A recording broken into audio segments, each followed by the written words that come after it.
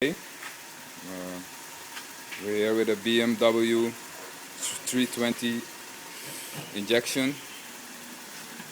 The problem is the car won't start. We changed the gasket set, everything. The car drove. The problem started when the car drove, and it stopped.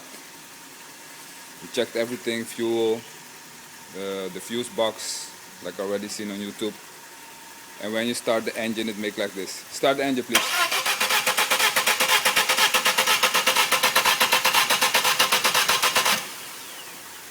When you put carburetor fluid in it, it